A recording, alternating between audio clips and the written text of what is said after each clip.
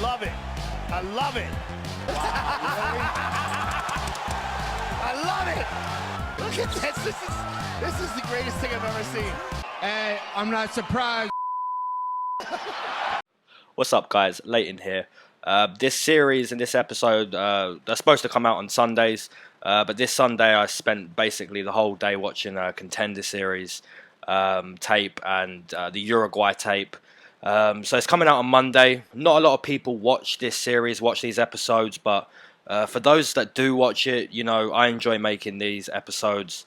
It's always fun to think about who people are going to be matched up with, especially after you see them have a really nice performance and they're looking for a step up in competition. So it's always fun, you know, if you're a hardcore fan or just a casual fan or whatever. It's always fun to think about, you know, who is that person going to fight next. So yeah, same as usual, I'm going to pick 3 people who I thought had decent performances, and these are the names I've come up with. So we're going to start with Antonina Shevchenko. You know, very impressed, very impressed with that girl.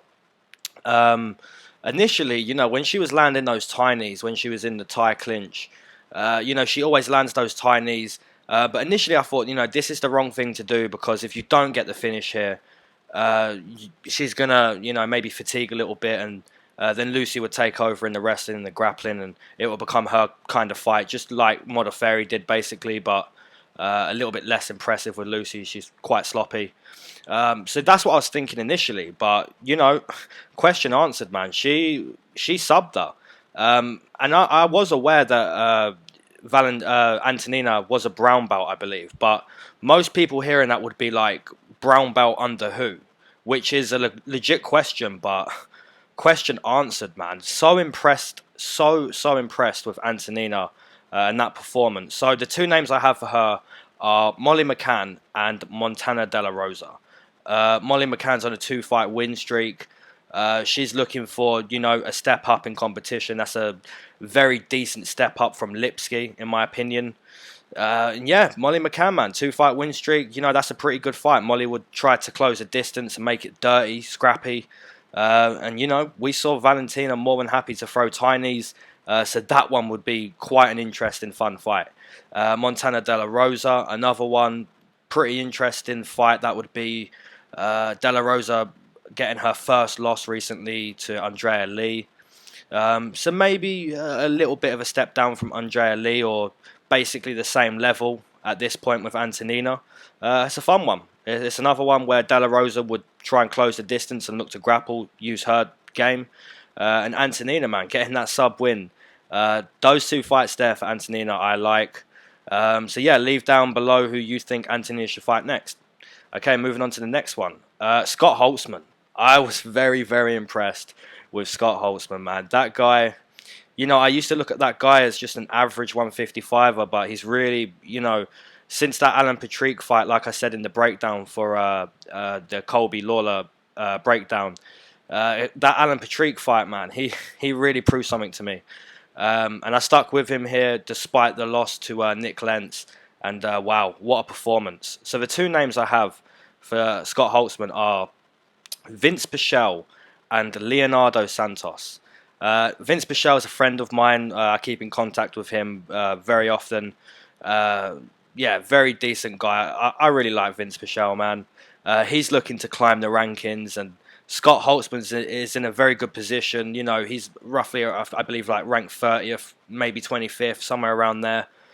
So that one, man, that fight right there, Vince Pichel versus Scott Holtzman, that could get very nasty on the feet. Both guys willing to get very nasty. And with Leonardo Santos, man, that guy was, you know, you look at him back in the day when he beat like Kevin Lee and Tony Martin, way back in the day, and then he had that 3-year layoff, 2.5, 3 years, and to see him return and TKO Stevie Ray the way he did, man, just, you know, he was really proving to us that he was improving his striking game, because he's more of a grappler, and to see him return after 2.5 years and get a finish like that, I would love to see him fight again soon. So Leonardo Santos or Vince Pichel versus Scott Holtzman for me would be pretty decent matchups. Okay, moving on to the third one, the final one, and you know, it had to be my most confident pick, Nasrat. This guy, man, I said in Germany, this guy impressed me so much against my boy Mark Diakisi. And he just, he delivered, man. That boxing, working with GSP at TriStar, he's really looking like he could be a star in the future, man. That guy really impressed me. So two names I have are John McDessie and Lando Venata. Now, I believe he was supposed to fight John McDessie at some point. Could be wrong, but I'm very sure he was supposed to fight John McDessie. And obviously, I'm pretty sure everyone would love to see that matchup. Both guys are very decent strikers. Nasrat is that pressure guy, and John McDessie, he won't take too lightly to that. He's going to want to control the striking. So that one from a striking point of view is really interesting. And obviously, man, Lando Venata versus Nasrat. I'm sure everyone listening to this, the 300 or 400 people that do listen to these series, I'm sure you would all agree that would be such a fun fight.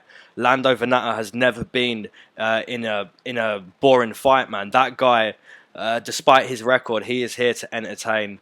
And Nasrat, he's looking to make statements. So, that would really throw Lando Venata back into the mix too. If he could turn up and get like a head kick finish, something crazy that we're used to watching with Lando Venata, that would really throw him back into the mix. So, stylistically, those two guys for Nasrat, it makes sense to me. So, as always, guys, this is just a series I do for fun, man. I love MMA.